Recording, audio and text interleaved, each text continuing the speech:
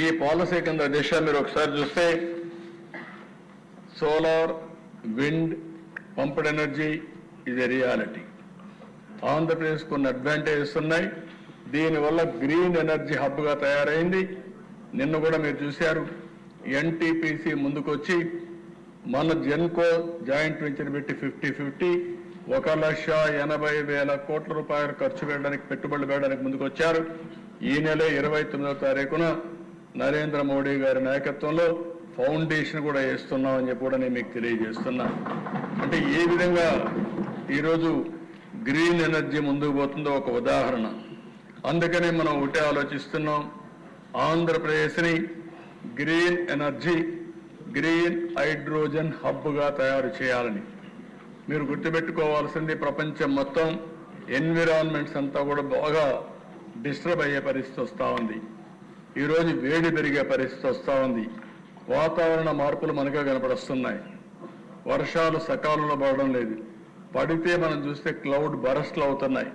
ఒకే దిక్కడ పడిపోతున్నాయి. 40-50 సెంటీమీటర్లు రెయిన్ఫాల్ పడే పరిస్థితి వస్తూ ఉంది. ఇవన్నీ కూడా బ్యాలెన్స్ చేయాలంటే రాబోయే రోజుల్లో గ్రీన్ ఎనర్జీ చాలా ముఖ్యం. గ్రీన్ ఎనర్జీ కారిడార్స్ కూడా వస్తున్నాయి. దిశ డెడికేటెడ్ లైన్స్, ట్రాన్స్మిషన్ లైన్స్ వచ్చే పరిస్థితి వస్తూ ఉంది. ఇవన్నీ ఉపయోగించి నేను డెమోక్రటైజేషన్ ఆఫ్ పవర్ జనరేషన్ అంటున్నా. ఎవరు కావాలంటే కరెంటు వాళ్లే ఉత్పత్తి చేసుకోవచ్చు. వాళ్ళ ఇంటి మీద, పొలం దగ్గర, ఇంటి పక్కన భూమి ఉంటే అక్కడ కానీ ఉపయోగించుకొని వాళ్ళు కరెంట్ ఎంత కావాలంటే వాడుకోవచ్చు. మిగిలిన కరెంటు గ్రిడ్కి ఇవ్వచ్చు.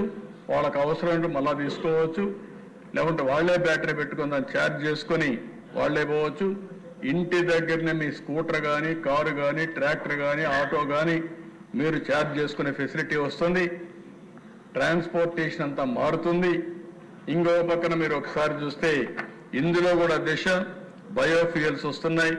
ఇలాంటి వినూత్నమైన కార్యక్రమాలు ఒకటి కాదు, చాలా వరకు మనం చూస్తూ ఉంటే ఈ గ్రీన్ ఇన్నోవేషన్లో చాలా పెద్ద ఎత్తున ముందుకు పోతున్నాం. ఈ పవర్లోనే చాలా మార్పులు వస్తాయి మీకు. ఇంత మునుపు మనం వాడేదంతా కూడా పెట్రోల్, డీజిల్ వాడాం. ఇప్పుడంతా ఎలక్ట్రికల్ వెహికల్స్ వచ్చేస్తున్నాయి. ఒకప్పుడు థర్మల్తోనే కరెంట్ వచ్చేది, హైడల్తో కరెంట్ వచ్చేది. ఇప్పుడు అనేక విధాలుగా గ్రీన్ ఎనర్జీ ఉత్పత్తి చేసుకునే పరిస్థితికి వెళ్తున్నాం. దీన్ని అందరూ కానీ మనం కానీ ప్రమోట్ చేయగలిగితే ఆంధ్రప్రదేశ్ రాష్ట్రం గ్రీన్ ఎనర్జీ హబ్గా, గ్రీన్ హైడ్రోజన్ హబ్గా తయారవుతుంది. నేను ఆలోచించే విధానం కాస్ట్ తగ్గించాలి అనే ఉద్దేశంతో ముందుకు పోతున్నాం. ఏ విధంగా కరెంటు వాడినా, లేకుంటే డీజిల్ వాడినా, పెట్రోల్ వాడినా ఎంత ఎఫెక్టివ్గా కాస్ట్ తగ్గుతూ వాడతామో అది వర్కౌట్ చేస్తున్నాం.